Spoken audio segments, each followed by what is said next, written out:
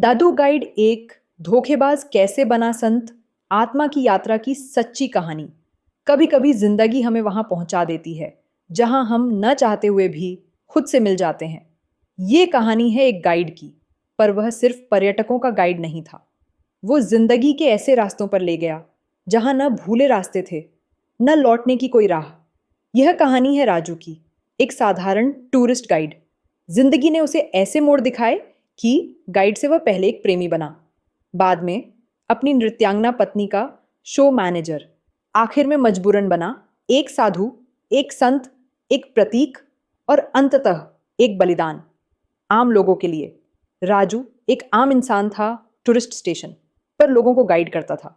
पर उसकी सबसे बड़ी कला थी बोलना, मीठी बातें करना, लोगों के मन को पढ़ना और मनमोहक झूठ बोलकर सबको प्रभावित करना।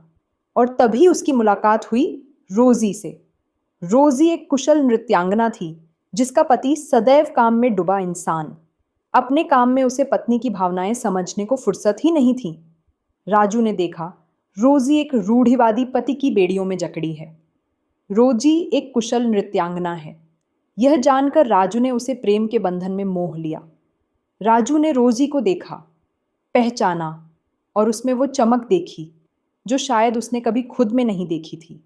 राजू ने उसे रूढ़िवादी पति आजाद किया, या शायद खुद को उसकी मोहब्बत में बांध लिया। लेकिन ये मोहब्बत सिर्फ प्रेम नहीं थी, बल्कि एक गहराता हुआ आत्ममोह, एक छलावा था। फिर शुरू हुई राजू के प्रेम से पतन तक की कहानी।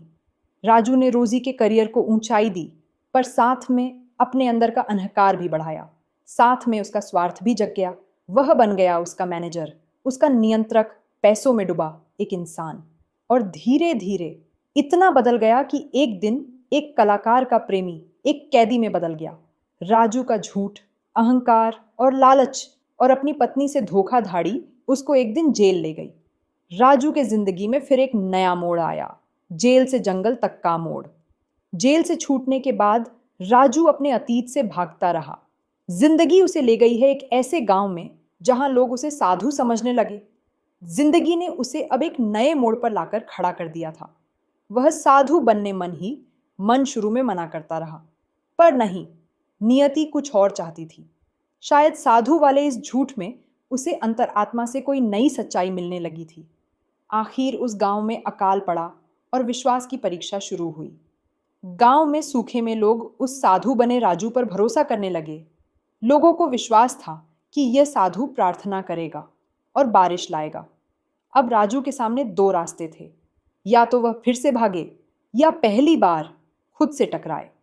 राजू दूसरा रास्ता अपनाता है, लोगों के लिए, बारिश के लिए बलिदान का। शायद उसे अपनी आत्मा का उद्धार चुकाना था। राजू बारिश के लिए उपवास करता है। दिन बीतते हैं, शरीर टूटता है, पर लोगों का विश्वास बढ़ता ही जाता है। आखिर एक दिन राजू की आत्मा से पुकार आती है, अगर सच ही में भगवान है तो बारिश आएगी। राजू की आत्मा की पुकार शायद भगवान ने सुनी हो। नदी किनारे खड़ा राजू कांपते हुए कहता है, मुझे लगता है बारिश आ रही है। पर यह बारिश बाहर से ही नहीं, शायद उसके भीतर हो गई। एक गिरे हुए इंसान को जिंदगी ने आखिर एक नई ऊंचाई पर पहुंचा दिया। आर के नारायण की यह उपन्यास हमें सिखाती है, इंसान गिर सकता है, पर उठने का रास्ता उसी में छिपा होता है। झूठ से भी शुरुआत हो तो भी अगर रास्ता सत्य की ओर मुड़ जाए, वो यात्रा मूल्यवान बन जाती है। यह कहानी प्रायश्चित, आत्मबोध और विश्वास की शक्ति की गवाही है। यह प्रस्तुति आर के नारायण के उपन्यास द गाइड पर आधारित है। इस वीडियो का उद्देश्य शिक्षाप्रद और प्रेरणात्मक है। हम मूल लेखक और कृति का पूर्ण सम्मान करते हैं। यह वीडियो केवल साहित्यिक प्रेम और आत्मबोध की प्रेरणा के रूप में प्रस्तुत किया गया है।